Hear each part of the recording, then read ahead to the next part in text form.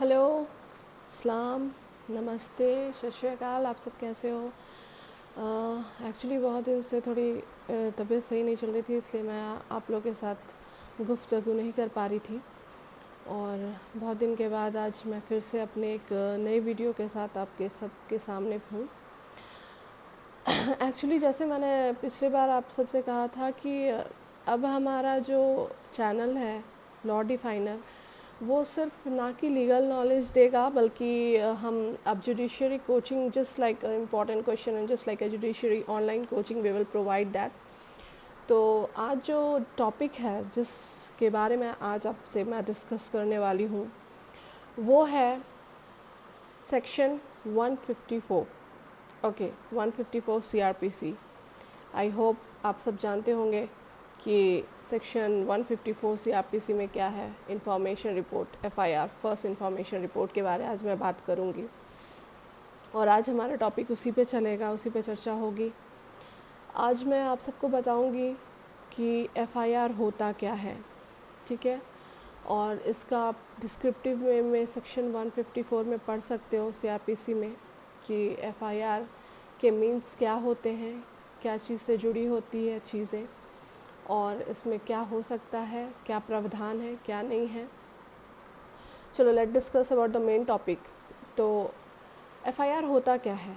FIR होता है कि अगर कोई इन्फॉर्मेंट आके इन्फॉर्म करता है पुलिस स्टेशन में कॉग्निजेबल केस को लेके कि हमारे मोहल्ले में फ़लाने जगह पे मर्डर हो गया है, या अगर किसी का रेप हो गया है, या कोई भी कॉग्निजेबल केसेस से रिगार्डिंग कोई भी तरह का इन्फॉर्मेशन अगर वो प्रोवाइड करता है थाने में आके और वो लिखवाता है, तो उस चीज़ को हम FIR कहते हैं, फर्स्ट इंफॉर्मेशन रिपोर्ट। जो कि थाने में जो दरोगा होते हैं या जो मेन पुलिस इंस्पेक्टर होते हैं, वो रिपोर्ट को दर्ज करते हैं। अगर कोई इंसान आके रिपोर्ट ओरली दे रहा है, ठीक है, वो लिख के नहीं दे रहा है, वो ओरली दे रहा है, तो ये पुलिस ऑफिसर की ड्यूटी होती है कि वो रिटन में लिखे सारे डिटेल्स जो भी वो बता रहा है। और अगर रिटन में दे रहा है तो इट्स क्वाइट गुड। तो FIR होता है कि कोई भी तरह का इंफॉर्मेशन जो थाने में आके मिलता है कि फ़लाने जगह पे ऐसा काम हुआ है, फ़लाने जगह पे ये हुआ है, इन्फॉर्मेशन आके वो देता है और पुलिस थाने में उसको लिखा जाता है। लिखे जाने के बाद क्या होता है, पुलिस इंक्वायरी करती है, जांच करती है। और उसमें क्या है कि अगर हम कोई भी कॉग्निजेबल केस है, ठीक है, तो उसमें क्या है कि कोर्ट का कहीं भी से दखल अंदाजी नहीं होता है। मीन्स अगर पुलिस जांच कर रही है, पता कर रही है, तो कोर्ट कहीं से भी उस चीज़ में घुस नहीं सकती है, ना उसके बीच में वो कुछ बोल सकती है। पुलिस अपने तरीके से काम करेगी, अपने तरीके से हैंडल करेगी, अपने तरीके से फाइंड करेगी क्या सच्चाई है, क्या हकीकत है, क्या नहीं है, किसने मारा, कब मारा, क्यों मारा, कहाँ पे मारा। ये सारा कुछ जो इन्वेस्टिगेशन चलता है ना, वो ये सारा कुछ जो इंक्वायरी चलता है, वो पुलिस ऑफिसर ही डील कर सकते हैं, ठीक है। और उसके बाद जो वो पुलिस जब इन्वेस्टिगेशन करके अपनी प्रतिक्रिया जाहिर करेगी, वो अपनी FIR कॉपी ला के कोर्ट में दर्ज करती है। तो ये चीज़ हो गया हमारा FIR कॉपी के बारे, और FIR के बारे हम बात कर लिए, ठीक है। अब हम ये जानते हैं कि FIR जो है, ठीक है, क्या वो टेलीफोनिक आता है, तो क्या हम उसको FIR एज एन FIR वो पुलिस स्टेशन में ट्रीट कर सकते हैं, ठीक है। तो हाँ, a telephonic message can be treated as FIR if it discloses full fact and identity of the information, okay, but the matter has to be decided according to the fact of each case, okay। तो अगर phone पे हमारे पास कोई message आता है थाने में कि फ़लाने जगह ये हो गया है सर, ऐसा ऐसा कांड हो गया है, तो आप आके इन्वेस्टिगेशन करो, पता करो, देखो, तो उस चीज़ को हम एज FIR ट्रीट कर सकते हैं, ठीक है। अगर वो फुल फैक्ट के साथ और अपनी आइडेंटिटी के साथ वो इन्फॉर्मेशन दे रहा है, उसका जो इन्फॉर्मेशन है वो सही है, कहीं से गलत नहीं है, तो उसमें कोई दिक्कत नहीं है, ठीक है। दूसरी चीज़ क्या है कि लोग क्या करते हैं कि बहुत सारी चीज़ें ऐसी होती हैं कि मान लीजिए कहीं पे कत्ल हुआ, ठीक है, किसी का मर्डर हुआ और कोई आके इन्फॉर्मेशन दे दिया, तो वो तो ठीक है। लेकिन अगर आप एफआईआर लिखवाने में देरी कर रहे हैं तो ये आपके लिए लॉस है, क्योंकि साफ साफ कहा गया है कि जितनी जल्दी हो सके आप अपना एफआईआर आके दर्ज करवाइए। जैसे कोई तरह का क्राइम होता है, आपका पहला ड्यूटी है कि आप आके और एफआईआर थाने में लिखवाइए, ताकि इसलिए कहा जाता है कि जल्दी लिखवाइए कि जो क्रिमिनल है, जो एक्यूज़ है, वो क्या करेगा, वो तो अपना क्राइम कर लिया है, अपना कांड कर लिया है, और वो एज़ अर्ली एज़ पॉसिबल अपने क्राइम को अंजाम देने के बाद भागने की कोशिश करेगी। तो उसमें क्या होता है कि पुलिस को दिक्कत आती है, उस चीज़ में इन्वेस्टिगेशन में दिक्कत आती है। इसलिए बोला जाता है कि कोई भी क्राइम होता है तो उसको हाइड करके मत रखा करो।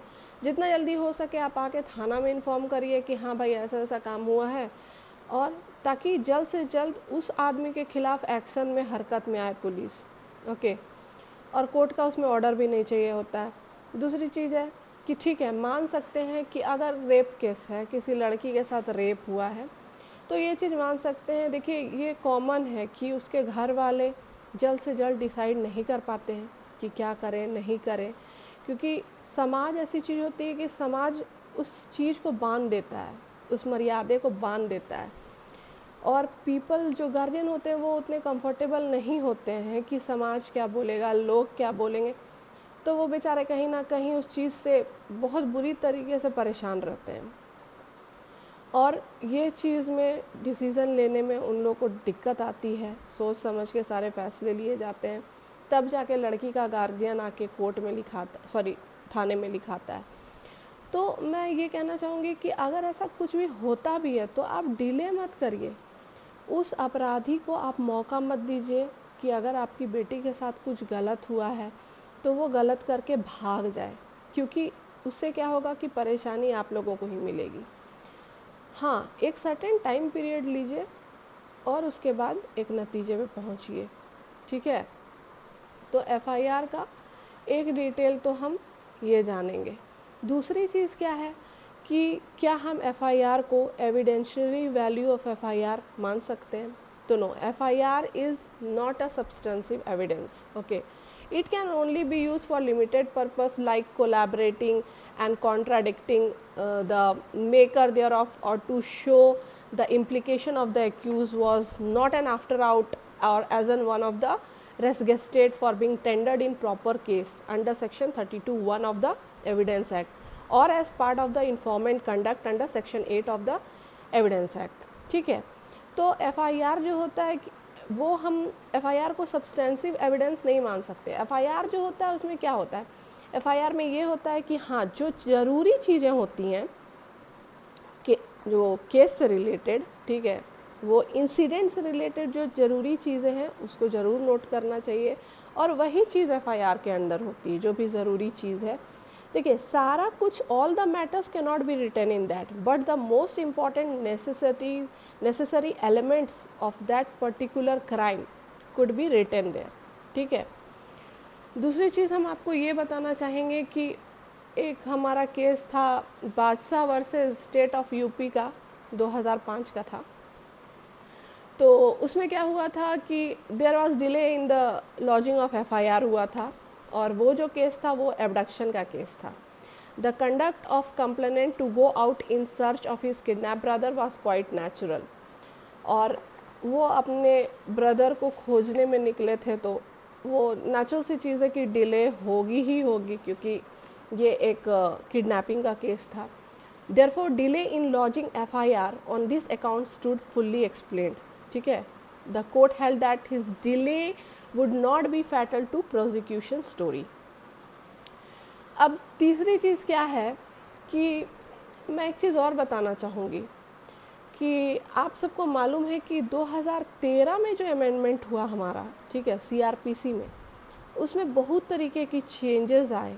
और ये कब हुआ आपको मालूम है? जब वो निर्भया का जो हत्याकांड हुआ था, निर्भया का जो गैंगरेप हुआ था, ठीक है, दिसंबर में, उसके बाद एक न्यू अमेंडमेंट आया सीआरपीसी में। उसमें क्या था कि मान लीजिए कि कोई भी औरत, ठीक है, अपने पर्सनल मैटर को लेके एफआईआर लिखाना चाहती है जो उसके साथ हुआ है। तो पहले इंसान क्या है कि अगर किसी लेडी के साथ क्राइम होता है तो वो उतना खुल के नहीं बोल सकती है, मेल के साथ अपनी बातें डिस्कस नहीं कर सकती है। लेकिन 2013 का जो अमेंडमेंट हुआ, जो जे.एस. वर्मा की कमेटी थी, उसमें सजेशन ये हुआ कि अगर किसी महिला के साथ कोई क्राइम होता है तो एक महिला अधिकारी रहेगी, ठीक है, जो उसका रिपोर्ट को लिखेगी। तो एक फैक्टर तो ये हो गया, बहुत इम्पॉर्टेंट डिसीज़न आया कि चलो अगर किसी महिला के साथ कुछ गलत हुआ है तो एक औरत अधिकारी लिखती है तो बहुत अच्छा होगा, और रिपोर्ट जो होगा उसके हिसाब से ही लिखा जाएगा और जहाँ पे कन्वीनियंट हो। तो ये सारी चीज़ें हैं जो काफ़ी एक अच्छे बड़े कदम उठाए गए संशोधन को लेके, है ना। दूसरी चीज़ है कि कोर्ट के जो जजमेंट है ना, उसमें साफ कहा गया है कि जो एफआईआर होता है उसको हम इंसाइक्लोपीडिया नहीं मान सकते हैं, ठीक है। उसमें बस वही चीज़ें होती हैं जो इम्पोर्टेंट होती हैं और जिसको मद्देनज़र लेके हम आगे बढ़ सकते हैं, अपनी बात को आगे बढ़ा सकते हैं। तो this all thing contain of section 154 CRPC। Okay, now आज हम ये जानेंगे कि सेक्शन 154 से रिगार्डिंग हमारा सबसे इम्पॉर्टेंट क्वेश्चन क्या था। जो एक सबसे इम्पॉर्टेंट क्वेश्चन, एक बहुत इम्पॉर्टेंट क्वेश्चन है जो मोस्टली जुडिशरी में पूछा जाता है, और वो क्या है, सेक्शन 154 CRPC के रिगार्डिंग है।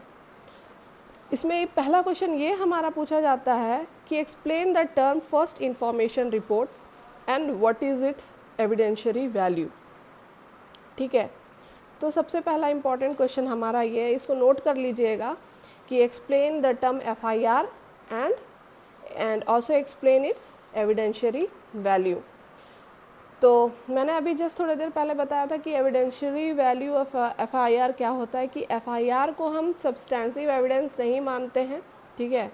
इम्पॉर्टेंट चीज़ें जो होती हैं वो उसके अंदर कंटेन करता है, लेकिन हम अगर सोचेंगे कि ओवरऑल अगर वो सब कुछ कंटेन करे तो वो एक एनसाइक्लोपीडिया नहीं है, ठीक है, कि वो सब कुछ कंटेन करेगा। दूसरी चीज़ ये है कि एफआईआर का जो डेफिनेशन होता है वो आप कहीं से भी फाइंड कर सकते हैं कि एफआईआर में it's usually made by a complainant और by someone on his behalf. The information in section 154 means something in nature of complaint or accusation, or at least information of crime given the object of putting the police machinery in motion in order to investigate, as distinguished from information obtained by police who were already investigating a crime। तो पहली चीज़ क्या है कि what do you mean by FIR. तो इस question में आप definition of FIR दे सकते हैं। दूसरा था कि evidentiary value of evidence FIR क्या है, तो वो हम बता चुके हैं कि एफआईआर जो होता है वो हम एनसाइक्लोपीडिया नहीं मान सकते हैं, हाँ, लेकिन यह है कि इंपॉर्टेंट चीज़ें उसके अंदर कंटेन होती हैं, ठीक है। और इसमें आपका अगर केसेस मांगा जाए तो बहुत सारे केसेस हैं जो बहुत फेमस हैं, लेकिन हाँ, एक आपका था Intara Singh versus state of Punjab का केस था, और दूसरा आपका था Badshah versus state of UP का केस था, ठीक है। तो पहला क्वेश्चन हमारा क्लियर हो गया। दूसरा question, what are the duties and power of police officer in charge of police station conducting an investigation upon a complainant of cognizable offence. Duties और पावर पुलिस ऑफिसर की इसमें क्या होती है, जो पुलिस स्टेशन का इंचार्ज होता है उसका क्या ड्यूटी है, उसको क्या पावर मिले हुए हैं कि वो एक इन्वेस्टिगेशन कंडक्ट कर सके upon a complaint of a cognizable offence, है ना। कंप्लेंट जो लिखाया गया है थाने में, उसको लेके वो उसकी दायित्व क्या है, उसकी ड्यूटी क्या है, उसकी राइट क्या है। तो section 154 applies to cases where information is received as to the commission of a cognizable offense, ठीक है।